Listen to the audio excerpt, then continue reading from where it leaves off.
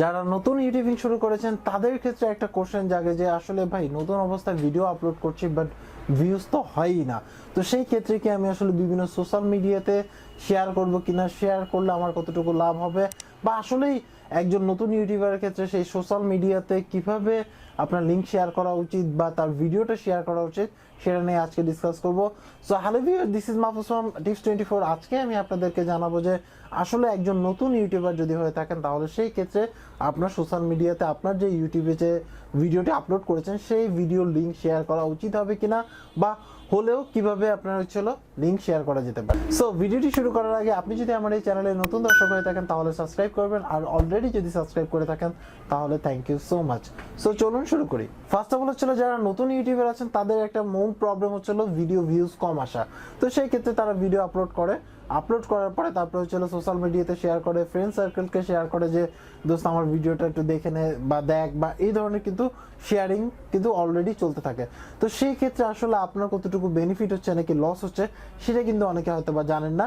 সেটাকে আজকে আমি জাস্ট আপনাদেরকে ক্লিয়ার করে দিচ্ছি। সেটা হচ্ছে যে আপনি যদি নতুন ইউটিউবার হয়ে থাকেন বা আপনার চ্যানেলটা যদি নতুন হয়ে থাকে, ভিউজ যদি কম আসে, তাহলে সেই ক্ষেত্রে আমার মতে সোশ্যাল মিডিয়াতে সরাসরি লিংক শেয়ার করা উচিত হবে না। এখন আপনি বলবেন যে ভাই তাহলে আমার ভিউজ আসবে কোথা থেকে? আমি যদি সোশ্যাল মিডিয়াতে শেয়ার না করি তাহলে তো ভিউজ আসবেই না। এমনিতেই একটা ভিডিও আপলোড করলে একজনও ভিউ করে না, তাহলে আপনি যদি সোশ্যাল মিডিয়াতে করলে তাহলে হয়তো মনে করেন যে 50-100 জন ভিউজ আসে, কিন্তু যদি তা না করি তাহলে তো আমার পুরো চ্যানেলটাই বাদ।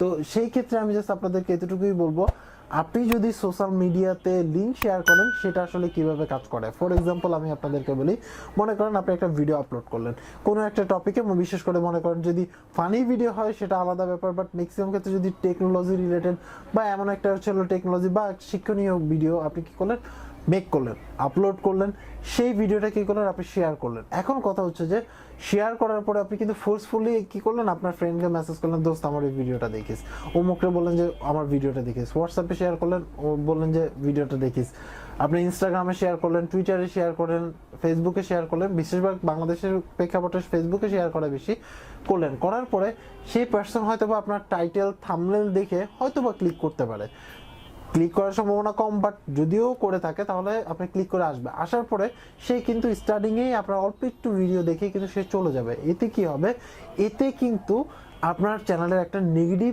ইমপ্রেশন পড়বে। এখন আপনি বলতে পারেন যে ভাই নেগেটিভ ইমপ্রেশন কেন পড়বে? সেই ক্ষেত্রে রুলস আপনি চিন্তা করে দেখেন, আপনি কি করলেন, ইউটিউবে ভিডিও আপলোড করলেন।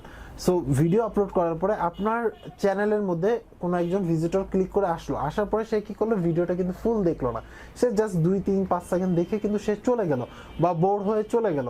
তো সেই ক্ষেত্রে কি হবে, সে কিন্তু আপনার এই টপিকে ভিডিও দেখার জন্য অভ্যস্ত না, তাকে আসলে আপনি ফোর্সফুলি কিন্তু তাকে ডাইভার্ট করে এখানে আনছেন।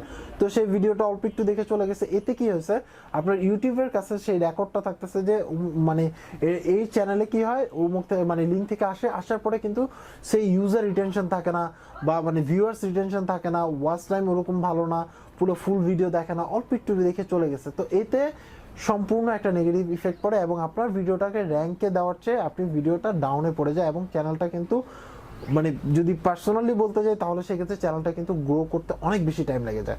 তো এই ক্ষেত্রে আপনি কি করতে পারেন, আসলে যদি আপনি শেয়ার না করেন তাহলে ভিউজ আসবে কিভাবে?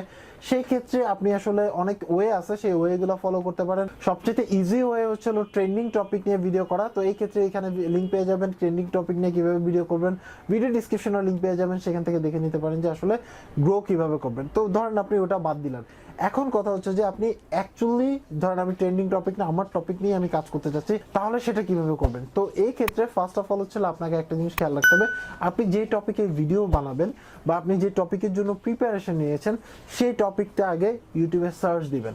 সার্চ দেওয়ার পরে আপনি দেখতে পারবেন যে আসলে র্যাঙ্কে প্রথম 5টা ভিডিও চেক করবেন, ওই ভিডিওগুলোর মধ্যে দেখবেন যে আসলে কেমন ভিউজ আসছে।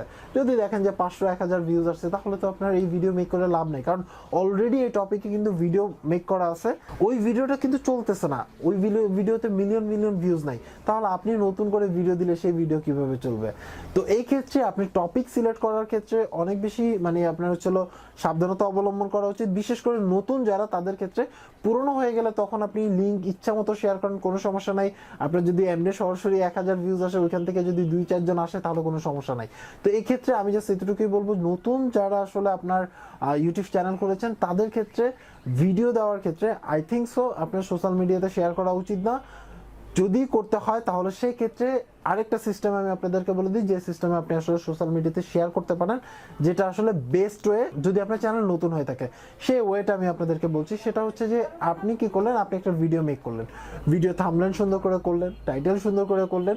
এখন ওই ভিডিওটার লিঙ্কটা যদি আপনি সরাসরি আপনার পেজে বা অ্যাকাউন্টে বা কাউকে যদি সেন্ড করেন তাহলে কিন্তু আপনি ধরা খাবেন।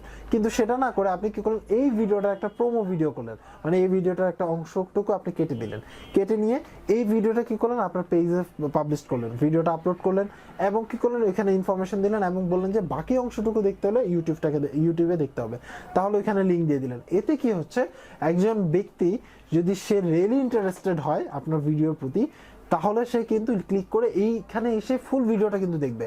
কিন্তু আপনি যদি শুধু শুধু সরাসরি পিকচার আপলোড করে বা লিঙ্ক আপলোড করে দেন, তাহলে সেই ক্ষেত্রে কিন্তু এখান থেকে এসে সে কিন্তু মিস হবে। কিন্তু আপনি যদি সোশ্যাল মিডিয়াতেই অল্প একটু দেখায় তাকে আসলে কনভিন্স করতে পারেন যে না সে আসলে ভিডিওর জন্য রেডি, তাহলে কিন্তু ওখান থেকে সহজে এখানে চলে আসতে পারবে।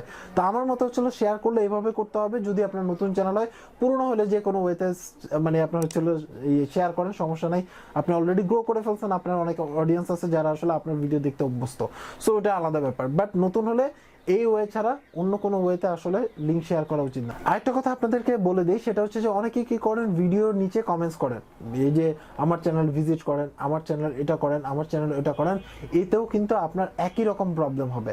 আপনার মনে করেন যে কি বলে কথা মনে করেন আমার যারা ফ্যান আছে বা আমার যারা ভিউজ আছে তাদের ওখানে লিখলে লেখাটা দেখে গেল, সে কিন্তু আপনার ভিডিওটা পুরোপুরি দেখবে না, অল্প একটু দেখে ব্যাক করে চলে আসবে। এতে কিন্তু আপনার চ্যানেলের ক্ষতি হলো। সো সাব ফর সাব, তারপরে হচ্ছে ভিডিও ইনভাইটেশনের জন্য এভাবে চ্যানেলের নিচে কমেন্টস করে কোনো লাভ নেই, এতে আপনার টোটালি আপনার ক্ষতি হবে। সো দ্যাটস ওয়াই আমি আপনাদেরকে বললাম। সো আজকে এই পর্যন্ত। ভিডিওটি আপনার কাছে কেমন লাগলো সেটা অবশ্যই কমেন্টস করে জানাবেন। আর আপনি যদি আমার এই চ্যানেলে নতুন দর্শক হয়ে থাকেন তাহলে অবশ্যই সাবস্ক্রাইব করবেন। সবাই ভালো থাকবেন, আল্লাহ হাফেজ।